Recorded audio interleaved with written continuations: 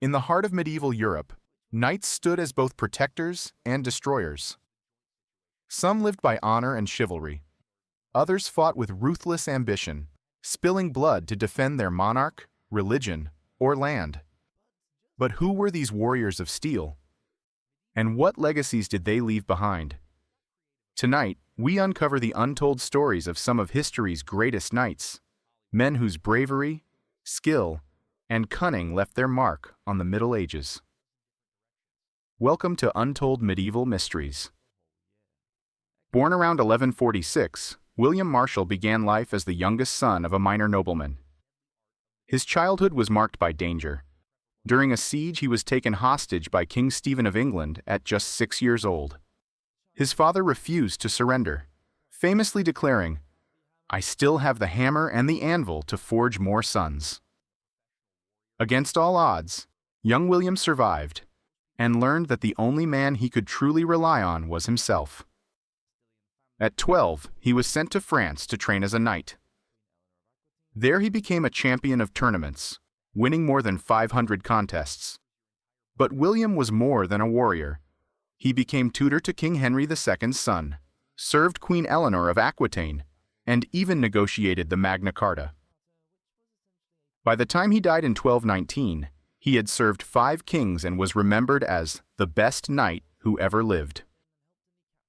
His life inspired legends, including the figure of Sir Lancelot in Arthurian myth. Imagine becoming king at just 10 years old. That was the fate of Vladislaus III of Poland. Surrounded by ambitious advisors and rival claimants, his childhood was a game of survival. At 16, he accepted the throne of Hungary, stepping into a battlefield of politics and war. Driven by faith and the promise of defending Christianity, he launched a crusade against the Ottoman Empire in 1444. The Battle of Varna was fierce. Outnumbered 3-1, Vladislaus bravely charged into enemy lines. His horse fell, and the young king was cut down at just 20 years old. His body was never found. To this day, he is remembered not as a failed monarch, but as a martyr of courage. Born around 1286, Sir James Douglas was a loyal ally of Robert the Bruce during Scotland's fight for independence. His reputation?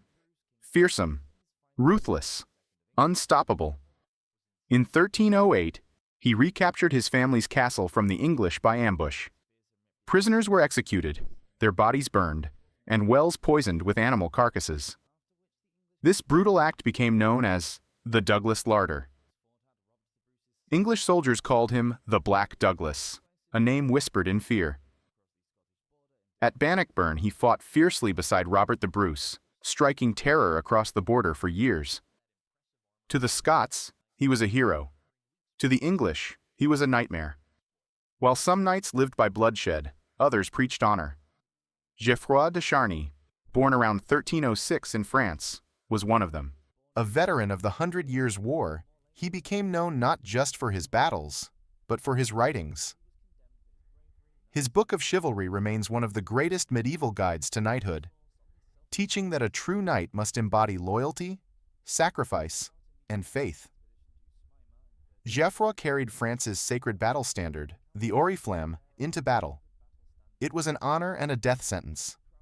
In 1356, he was killed defending it at the Battle of Poitiers. He is also remembered as the first recorded owner of the Shroud of Turin, a mystery that still fascinates the world today. Henry Percy, nicknamed Hotspur, was born into the powerful Percy family of northern England. He earned his name from his fiery speed and relentless raids against the Scots. By 20, he was already Warden of the East March, defending England's northern border. His daring earned him respect and fear. But Hotspur's loyalty wavered. Despite rewards from both Richard II and Henry IV, he grew restless and rebellious. In 1403, he rose against King Henry IV. At the Battle of Shrewsbury, he was slain at just 39. Hotspur became immortalized in Shakespeare's Henry IV, a symbol of boldness and tragic defiance. Born around 1480 in Germany, Götz von Berlichingen was a mercenary knight who refused to let anything stop him. At 24, His right hand was blown apart by a cannonball. Instead of retiring, he had a blacksmith forge him a mechanical iron hand capable of gripping a sword. With it, he returned to battle, earning the nickname Götz of the Iron Hand. He fought countless feuds and wars, leading men across Europe. But he was equally famous for his sharp tongue. When told to surrender during battle, he shouted the insult, kann mich im Arsche lecken! He can lick my ass! This defiant phrase became the infamous Swabian salute, still remembered today. Götz fought for nearly 50 years, and even wrote his autobiography, proving that legends don't always fade away. From William Marshal, the model knight, to Götz of the Iron Hand, the defiant mercenary, these warriors show the many faces of knighthood. Chivalry, bravery, ruthlessness, and rebellion all lived within the armor of these men. They were protectors. They were destroyers. They were human. And their legacies remind us why the Middle Ages remain one of the most fascinating and brutal chapters of our history. Thanks for watching Untold Medieval Mysteries. Don't forget to like, share, and subscribe for more journeys into the past.